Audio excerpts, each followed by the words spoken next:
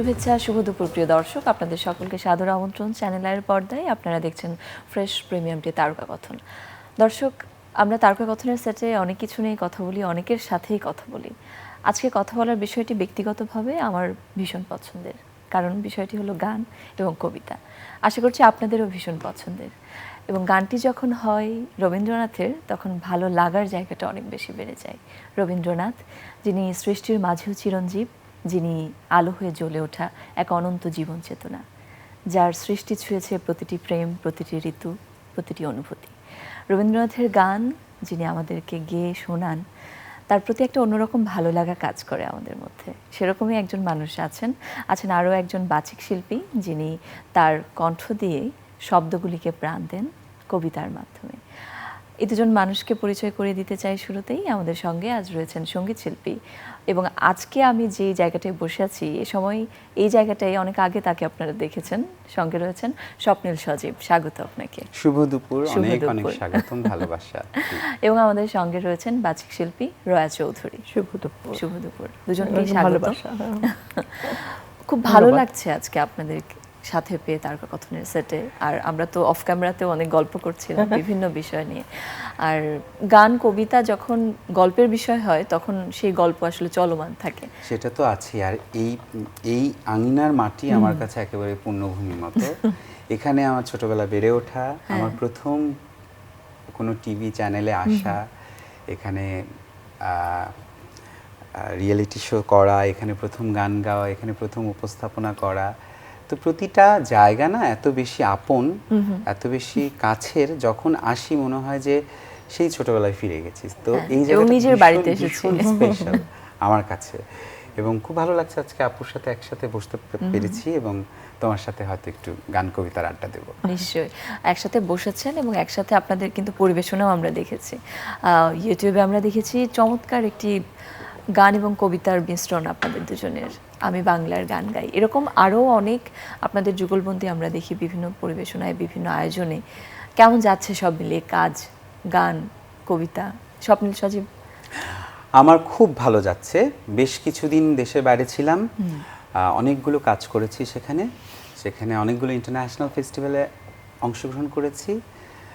দুটো বড় বড় ইউনিভার্সিটিতে কাজ করেছি, ফেলোশিপ করেছি। ইউনিভার্সিটি অফ মিনিসোটাতে, যেখানে রবীন্দ্রনাথ বাংলা গান, বাংলা ভাষা নিয়ে কাজ করেছি। এবং আরেকটি খুব প্রাণের জায়গা ইউনিভার্সিটি অফ ইলিনয় আরবানা-শ্যাম্পেন, শিকাগোতে, যেখানে রবীন্দ্রনাথের ছেলে পড়তেন। আচ্ছা। এবং রবীন্দ্রনাথের ওখানে একটা বাড়ি আছে। ওনার বিলেতে খুব কম বাড়ি আছে, আমেরিকাতে ওই জায়গাতে বাড়ি আছে, এবং ইউনিভার্সিটিতে রবীন্দ্রনাথ অনেকবার গেছেন। সেখানে প্রথম কনফারেন্স হলো গত বছর, সেখানে আমি প্রধান বক্তা হিসেবে ছিলাম।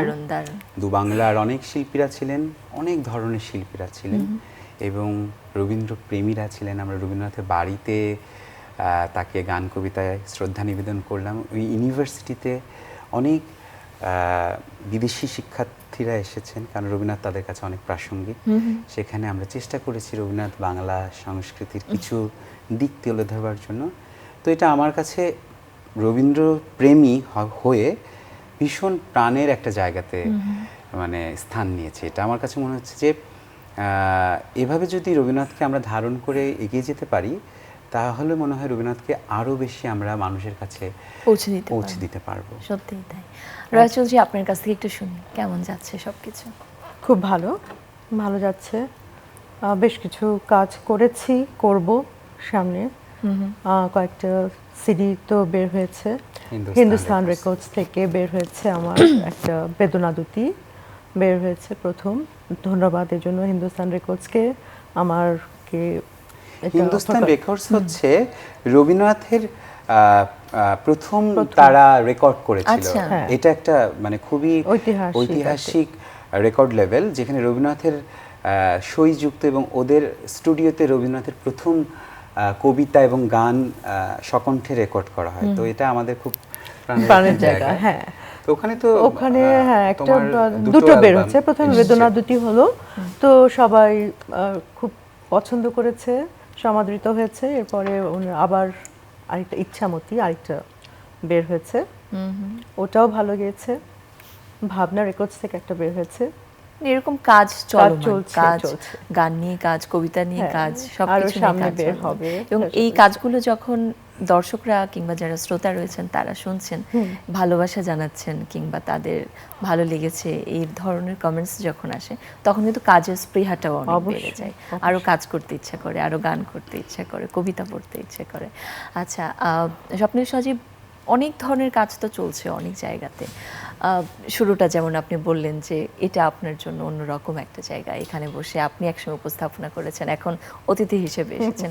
এরকম কাজ যেমন চলছে, বিভিন্ন জায়গা থেকে কিন্তু একটা প্রাপ্তিও আসছে নানান ধরনের, সেটা দর্শকদের ভালোবাসা হোক কিংবা সেটা পুরস্কার হোক কিংবা এই যে ফেলোশিপ, নানান ধরনের অ্যাচিভমেন্ট।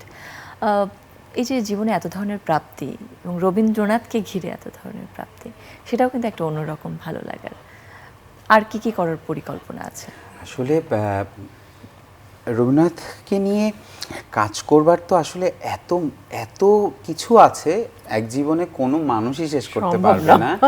আমি জানি না তিনি আসলেই যুগে যুগে তাদের মতো কবি সাহিত্যিকরা এসেছেন দেখে আমরা এতটা সমাদৃত হয়েছি, আমরা এতটা আলোকিত হয়েছি। সেই জায়গা থেকে আমার মনে হয় এখন তরুণ প্রজন্মের একজন শিল্পী হিসেবে, যে আগে হতো যে অ্যালবাম, সিডি, ক্যাসেট আকারে যখন আমরা কাজ করতাম, অনেকগুলো নিবেদন আমরা একসাথে করার সুযোগ পেতাম, ওটা আমাদের একটা সংকলনের জায়গা ছিল। এখন হয়ে গেছে যে ডিজিটাল মাধ্যম আসাতে যে আমরা কত তাড়াতাড়ি পৌঁছবো, তো সেক্ষেত্রে আমাদের অ্যালবাম, সিডি কিন্তু করার সুযোগ কমে গেছে।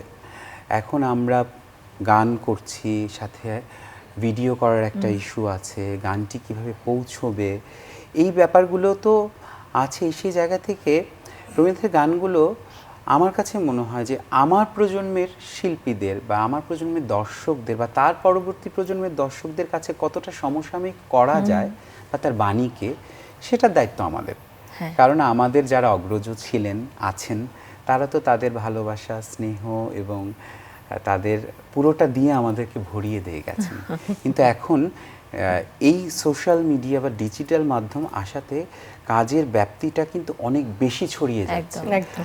একেবারে এমন একটা জায়গাতে বসে একজন আপনার গান হয়তো পছন্দ করছে বা শুনছে বা শুনতে চাইছে, সে হয়তো আপনার গানটাই বোঝে না।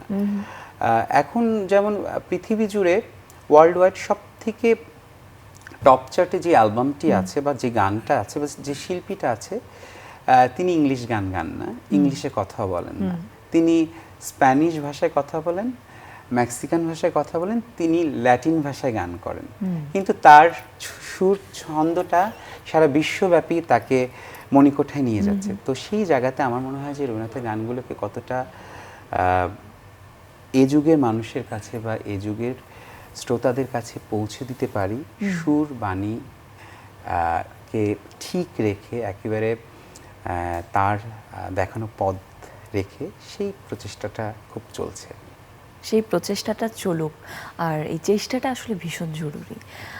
কারণ এই যে আপনি বললেন না যে যিনি টপ লিস্টে আছেন, তিনি অন্য ভাষায় কথা বলেন, অন্য ভাষায় গান করেন। সুরের আসলে ভাষার মধ্যে সীমাবদ্ধতা থাকে না, সুর ছড়িয়ে যায়। আমরা দেখেছি এরকম, সেটা স্প্যানিশ হোক কিংবা সেটা যে কোনো দেশের যে কোনো ভাষার হোক, সুর কিংবা গান কিংবা কবিতা এটা আসলে সমাদৃত হয়, দর্শকদের কাছে, শ্রোতাদের কাছে, পাঠকদের কাছে পৌঁছে যায়। আমরা অনেকক্ষণ ধরে কথা বলছিলাম এই বিষয়গুলি নিয়ে। আমি বাংলার গান গাই, আপনাদের একটি ডুয়েট আমরা দেখেছি। এই বাংলায় গান গাই, এটি নিয়ে আপনি কবিতা পড়েছেন, আপনি সেখানে গান করেছেন। এই প্রোডাকশনটা নিয়ে একটু শুনি। আসলে প্রতুল কাকু, প্রতুল মুখোপাধ্যায়, যিনি এই যে মানুষের গান গেয়ে বা প্রাণের গান গেয়ে এতটা মানুষের কাছে পৌঁছেছেন, তো এই বাংলায় গান গাইটা যেটা হয়েছে যে এখন আমাদের কাছে প্রাণের একটি গান হয়ে গেছে। খুবই সেই 1994 সালে গানটি রেকর্ড করা হয়েছিল ওনার গান কণ্ঠে, যেটা বিবিসি জরিপে 20টি শ্রেষ্ঠ বাংলা গানের মধ্যে একটি। তো এই গানটি আমার কাছে মনে হলো যে আমরা একটু অন্যরকম করে গান কবিতার যুগল হিসেবে করতে পারি। আর যেহেতু প্রতুল কাকুর সাথে আমার ব্যক্তিগত ভীষণ আলাপ ছিল, তো আমি অনেকবারই বলেছি যে কাকু আমি গানটি করতে চাই। বলে হ্যাঁ হ্যাঁ অবশ্যই, যত বড় শিল্পী তাদের মনটা তো ততটাই উদার। সেই জায়গা থেকে আমি করেছি, তাকে শুনিয়েও ছিলাম, তিনি খুব আনন্দ বোধ করেছেন। কারণ এই সৃষ্টিগুলো যখন প্রজন্ম থেকে প্রজন্মে ছড়িয়ে যায় তখনই তো তাদের সার্থকতাটা আরও হয়। তিনি এখন নেই, কিন্তু তার এই অমর সৃষ্টি যতদিন বাংলা গান থাকবে ততদিন এই সৃষ্টি রয়ে যাবে। এবং সেখানে আপনি কবিতা পড়েছেন, কণ্ঠ দিয়েছে। হ্যাঁ, কণ্ঠ আমি দিয়েছেন। সত্যি এটা আমাদের দুজনের, আমি বলবো যে স্বপ্নীল সজীব তো যেমন বাংলাদেশে নাম করেছে, স্বনামধন্য, তেমনি আন্তর্জাতিকভাবেও সে সমাদৃত। সো আমি খুব হ্যাপি ছিলাম যে আমরা দুজন মিলে এটা করেছি এবং এটা সবাই খুব পছন্দ করেছে। কারণ এরকম গান কবিতা যুগল হিসেবে হয়নি, কিন্তু আমার হ্যাঁ, কাছে গানটি যতবার গাইতে যাই আমার কাছে মনে হয় গানটি একটা কথা, গানটি আমার প্রাণের আবেদন। তো কথায় যদি একটু প্রকাশ করা যায় হয়তো গানটিকে একটু অন্যরকম শোনাবে। তো সেই প্রচেষ্টা থেকে করেছি, অনেকেই খুব ভালোবেসেছেন। হ্যাঁ, এবং আন্তর্জাতিকভাবে এটা সমাদৃত হয়েছে। দারুণ। পুরো গানটা, পুরো পরিবেশনাটা উপভোগ করতে হলে কোথায় দেখতে হবে সেটা একটু বলে দিতে হবে দর্শকদের। সোশ্যাল মিডিয়াতে, সোশ্যাল ইউটিউবে মিডিয়াতে দেখা আছে, যাবে, ইউটিউবে সবগুলো প্ল্যাটফর্মে আছে, ইন্টারন্যাশনাল প্ল্যাটফর্মগুলো, প্ল্যাটফর্মে আছে, স্পটিফাই, অ্যামাজনে। সবগুলোতে যেটা আছে। হয় যে এখন যদি একটু গানের মধ্যে নন্দন বা ভালো লাগা থাকে, দর্শক খুঁজে নেয়, দূর দূরান্ত থেকে ভালো লাগা প্রকাশ করে। এই গানটি 2বার না 3বার আমরা শুটিং করেছি। দুবারই কেন জানি শুটিংটার ভিডিওটার মানে মন মতো হয়নি। আমরা মানে কি ভেবে ভাবলাম যে এটা করছি না, হঠাৎ করে শেষ শুটিংটা করলাম এবং আমরা দুজনেই সবুজ পড়া একসাথে সবুজের মধ্যে করলাম। দেন আমাদের কাছে মনে হলো না, এটি আমরা চাচ্ছি। মানে সবুজ রং, বাংলার মেঠো পথ, এগুলো তো সব আমাদেরকে ধারণ করে। লাল সবুজকে নিয়েই তো আসলে আমরা এগিয়ে যেতে চাই। সত্যি তাই না? খুব খুব প্রিয় একটা কাজ আমার। স্বপ্নীল। এবং আমরা আশা করছি এই কাজটি শুধুমাত্র কিছু দর্শকের কাছে না, এটা অনেক দর্শক আপনার সবার মধ্যে কাছে খুব পৌঁছে যাবে। সুন্দর একটা কাজ করলো, গ্র্যামি অ্যাওয়ার্ড প্রাপ্ত তিনি পণ্ডিত ভীষ্মমোহন ভাট, তিনি পদ্মশ্রী এবং গ্র্যামি অ্যাওয়ার্ড প্রাপ্ত। তিনি মোহন বীণা বাজায়। তার মোহন বীণার ইনস্ট্রুমেন্টের সঙ্গে, ক্লাসিক্যাল ইনস্ট্রুমেন্টের সঙ্গে আপু কবিতা করেছে, তাও আবার রবীন্দ্রনাথ ঠাকুরের গীতাঞ্জলি। না, একটা ইংলিশ একটা উনি ইংলিশ ভার্স পড়েছে, কারণ উনি বাংলা ওভাবে বোঝেন না, যাতে আরো কিছু মানুষের কাছে পৌঁছানো যায়। এটা একটা কাজটি খুব নিয়ে বলো, কেমন লেগেছিল যে এত খুবই বড় একজন ভালো, মানুষের সাথে? একজন গ্র্যামি অ্যাওয়ার্ড উইনার মোহন বীণার সাথে ওনার, তাও আবার আমি কবিতা করেছি, উনি তো যন্ত্র বাজিয়েছেন, আর রবীন্দ্রনাথ ঠাকুর। সো একটা তিনজনেই ত্রয়ী যে একটা কাজ, এটা আমার ভীষণ ভালো লেগেছে। এরকম করে ছোট ছোট কাজ আমরা করতে চাই, যেগুলো আসলে নতুন প্রজন্মকে আরো উৎসাহ অনেক দিবে। কাজ আসলে আমরা করতে চাই, কিন্তু সব কাজ তো আসলে প্রাণের হয়ে ওঠে না।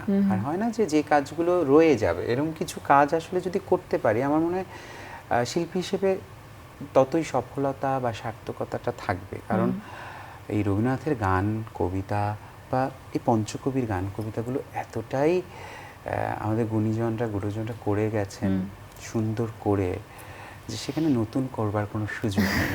তো সেখান থেকে নতুন প্রজন্মের শিল্পীরা কিভাবে জায়গাটিকে আরো আঁকড়ে ধরে লালন করবে শুদ্ধতার সাথে, ভালোবাসার সাথে, এটাই আসলে আমাদের প্রচেষ্টা থাকে প্রতিটা কাজে।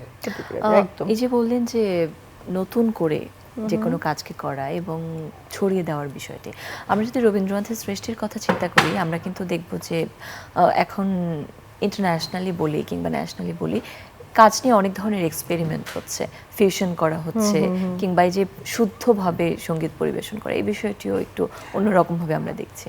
তো এই বিষয়টিকে আপনারা কিভাবে আসলে ফিউশন কিছু ওয়ার্ড না আমরা নিজেরাই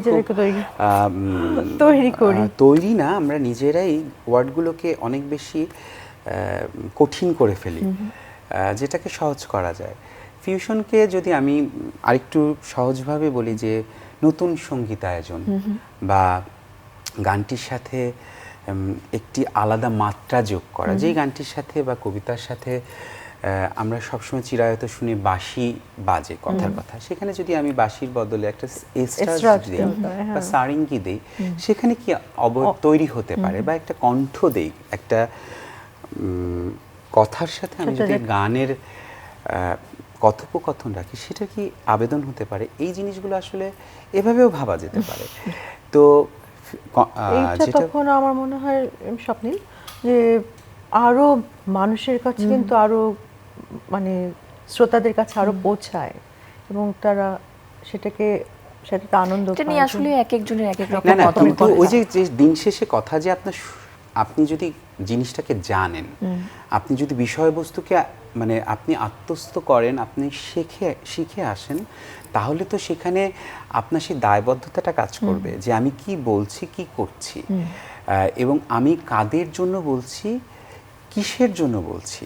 তো সুর, সঙ্গীত, বাণী বা যে কোনো কবিতা বা গল্প, এটার শিক্ষাটা যদি আমার মধ্যে থাকে, তাহলে তো আমি এখান থেকে ভাঙবার কোনো সুযোগ নেই। এটাকে আমি কিভাবে আরো সুন্দর করে নিজের প্রচেষ্টায় আরো মানে একটি অন্য মাত্রা দান করব, সেটা হচ্ছে আমার আয়োজন থাকবে। যেমন আমি খুব লাকি যে আমি রবীন্দ্রনাথের খুব পরিচিত একটি গান, সকাতরেই কাঁদিছে সকলে, সেই গানটি উনি চার্চ কয়ার থেকে অনুপ্রাণিত হয়েছিলেন। এগুলোকে রবীন্দ্রনাথ ভাঙা গান বলে। এটা রবীন্দ্রনাথ অনেক গান দ্বারা অনুপ্রাণিত হয়েছেন, অনেক কবিতা দ্বারা অনুপ্রাণিত হয়েছেন, অনেক ব্যক্তি দ্বারা অনুপ্রাণিত হয়েছেন। এগুলোকে ভাঙা গান বলে বা ভাঙা সৃষ্টি। যেমন আমাদের জাতীয় সঙ্গীত কোথায় পাবো তারে, গগন হরকরা, সেই সুরটা থেকে কিন্তু তিনি অনুপ্রাণিত হয়ে লিখেছেন আমার সোনার বাংলা। তো এরকম অনেক সৃষ্টি আছে যেগুলো উনি লিখে গেছেন ওনার বইতে। সেই গানটি আমরা সেই 200 বছর পুরনো চার্চ কয়ারের সাথে আমরা করেছিলাম, এবং সেখানে প্রায় 50 জন শিল্পী ইংলিশ আইরিশ গানটি গেয়েছেন, চার্চ কয়ারটি, এবং সাথে রবীন্দ্রনাথের গানটি হচ্ছে একেবারে সমহিমায়, যেভাবে রবীন্দ্রনাথের গানটি শুনে আমরা বড় হয়েছি। তো এই যে এবং প্রপারলি ব্লেন্ড হচ্ছে, হ্যাঁ, এই যে আয়োজনটা, এটা তো আমাদেরকে জানাতে হবে যে আমি জিনিসটা কোথা থেকে এসেছে, কোথা থেকে এসে কোথায় গিয়ে মিশেছে, এটা যদি আমি জানি সঠিকভাবে, তাহলে আমি সেই সঠিকভাবে তুলে ধরতে পারবো। যেমন আমার এখন খুব ইচ্ছা, আপু বলি যে আমার ভীষণ ইচ্ছা যে আমি শুধুমাত্র একটা এসরাজ এবং তবলায়, রবীন্দ্রনাথের কিন্তু প্রিয় যন্ত্র এসরাজ ছিল এবং পিয়ানো ছিল, হারমোনিয়াম কিন্তু ওনার প্রিয় যন্ত্র না, এবং শান্তিনিকেতনের সঙ্গীত ভবনে কিন্তু পাঠদান করা হয় এসরাজ দিয়ে। তো আমি শুধু এসরাজ এবং একটি তাল যন্ত্র নিয়ে এবং একটি মন্দিরা নিয়ে, একেবারেই ট্র্যাডিশনাল, ঘরে বসে গান শুনলে যেরকম লাগে সেরকমভাবে একটি অ্যালবাম করব। আমি জানি হয়তো এটা খুব বেশি দর্শকের কাছে পৌঁছবে কিনা আমি জানি না, বাজার ভ্যালু হবে কিনা জানি না, কিন্তু আমি আমার নিজের জন্য করব। দেখি না যে সেই সেকেলে আবেদনটা আমার কণ্ঠে কেমন লাগে। কিন্তু তার মানে এই না যে আপনি গিটার বাজাবেন, আমি তার সাথে একটা গান গাইতে পারবো না, একটা কবিতা পড়তে পারবো না, কারণ এগুলোও তো আমাদের যন্ত্র, এগুলোও তো আমাদের সংস্কৃতির বাহন। এটা আমার মনে হয় সমৃদ্ধ করে একটা ইয়েকে। যখন আমরা আবৃত্তি করছি বা গান করছি, তার পিছনে যখন একটা ব্যাকগ্রাউন্ড দিয়ে দেওয়া হয়, সেটা কিন্তু সমৃদ্ধ করে। হ্যাঁ হ্যাঁ, এবং আমরা তো যদি বিভিন্ন লেখায়ও পড়ে থাকি, আমরা দেখেছি রবীন্দ্রনাথের গান কিংবা রবীন্দ্রনাথের লেখা তিনি এক্সপেরিমেন্টের জন্য ওপেন করে দিয়েছেন, কাজী নজরুলের কাছে ওপেন করে দিয়েছেন। তার সময় এত বেশি আধুনিক ছিলেন এবং তার লেখনী মানে 1000 বছর পরেও আধুনিক হয়ে থাকবে এবং প্রাসঙ্গিক, আমরা প্রত্যেকেই কানেক্ট করতে পারি আমাদের ফিলিংস এর সাথে, এবং সবাই কানেক্ট করতে পারে আমার মনে হয়, সত্যি। তো হ্যাঁ, আমরা কথা তো বলছি, রবীন্দ্রনাথের গান নিয়েও কথা বলছি, একটু গান কবিতা আসুক এবারে। চলো শুনি একটি, কি শোনাবে? আচ্ছা,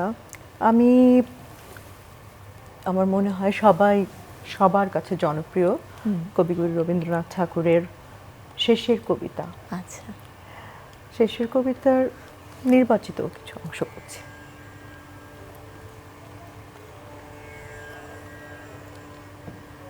মোর লাগি করিও না শোক, আমার রয়েছে কর্ম, আমার রয়েছে বিশ্বলোক। মোর পাত্র রিক্ত হয় নাই, শূন্যেরে করিব পূর্ণ, এই ব্রত বহিব সদাই। উৎকণ্ঠ আমার লাগি কেহ যদি প্রতীক্ষা থাকে, সেই ধন্য করিবে আমাকে। শুক্লপক্ষ হতে আনি রজনীগন্ধার বৃন্তখানি, যে পারে সাজাতে অর্ঘ্য থালা কৃষ্ণপক্ষ রাতে। যে আমারে দেখিতে পায় অসীম ক্ষমায়, ভালো মন্দ মিলায় সকলই, এবার পূজায় তারি আপনারে দিতে চাই বলি। তোমারে যা দিয়েছিল তার পেয়েছ নিঃশেষ অধিকার, হেথা মোর তিলে তিলে দান, করুণ মুহূর্তগুলি গণ্ডূষ ভরিয়া করে পান, হৃদয় অঞ্জলি হতে মম, ওগো তুমি নিরুপম। হে ঐশ্বর্যবান, তোমারে যা দিয়েছিল সে তোমারই দান, গ্রহণ করেছ যত, ঋণী তত করেছ আমায়, হে বন্ধু বিদায়। কেন মেঘ আসে হৃদয় আকাশে, তোমারে দেখিতে দেয় না, মোহ মেঘে তোমারে অন্ধ করে রাখে, তোমারে দেখিতে দেয় না, মাঝে মাঝে তব দেখা পাই, চিরদিন কেন পাই না, মাঝে মাঝে তব দেখা পাই, চিরদিন কেন পাই না। অসাধারণ, অসাধারণ। সত্যি রবীন্দ্রনাথের সৃষ্টি যেখানেই আসে আবহটাই একেবারে অন্যরকম হয়ে ওঠে। এবং একটু আগে স্বপ্নের সজীব আপনি বলছিলেন যে কি ভীষণ রকম আধুনিক একজন মানুষ। এখন তো আমরা মনে করি আধুনিকতা মানে হাতে হয়তো একটা স্মার্টফোন কিংবা আমাদের পোশাকে একটা অন্যরকম ছোঁয়া থাকবে, কিন্তু ওই সময় তিনি যা লিখে গিয়েছেন এই যুগে এসেও হয়তো এর পরবর্তীতে আরও অনেক যুগের পরেও তার প্রত্যেকটা শব্দ প্রত্যেকটা লেখনী এভাবেই প্রাসঙ্গিক থাকবে। এবং এটাই আসলে আধুনিকতা যেটাকে আমরা বলি। সেটাই আধুনিক, সব কিছুর সঙ্গে আমরা বদলাবো, কিন্তু আমাদের যে নন্দন, আমাদের যে সাহিত্য, আমাদের যে বোধ, আমাদের যে বাঙালি আনা, বাঙালি হয়ে ওঠার যে গর্ব, এই জিনিসগুলোকে যেন আমরা একেবারেই সংরক্ষণ, সমৃদ্ধ এবং তাকে নিয়ে চলার প্রচেষ্টা করতে পারি। সত্যি। এবং তাকে নিয়ে বা তাকে ধারণ করে যখন আমরা চলি, কিংবা তার যেই বাণী রয়েছে, বাণী যেটাকে আমরা বলি, সেই বিষয়গুলো যখন আমাদের হৃদয়ে আমরা ধারণ করি তখন কিন্তু জীবনটা অনেক সাবলীল হয়ে ওঠে, সহজ হয়ে ওঠে। আপনার কি মনে হয় রাজ চৌধুরী? একদম। ধারণ তো আমরা করলে তো অবশ্যই, এবং আমার কাছে মনে হয় যে এই যে নতুন প্রজন্ম, যে তাদেরকেও কিন্তু এইখানে আসতে হবে, মানে এইগুলো বুঝতে হবে, জানতে হবে, এবং সেটার দায়িত্ব কিন্তু আমাদের উপর বর্তায়। একদম একদম। সেই সাথে হ্যাঁ, তো সেটা আমাদের করা উচিত, যে নতুন প্রজন্মকে আরো উৎসাহ দেওয়া, আরো বিভিন্ন গান, যেমন আমার একটি ছোট্ট পাঠশালা আছে, গানের পাঠশালা, যেটা সুবিধাবঞ্চিত শিশুদের জন্য। সেখানে আমি তাদেরকে গান শেখাই, আমি না থাকলে অন্য শিক্ষকরাও আছে। তো এটার আসলে ধারণাটা এসেছে যিনি আমার বাড়িতে যিনি আমাকে সবসময় সহায়তা করেন, তার বাচ্চাটা খুব ভালো গান গাইতো। আচ্ছা। ও নানা ধরনের গান এসে আমাকে শোনাতো, তখন আমার মনে হলো যে দেখি 2-4 জনকে শেখাতে পারি কিনা।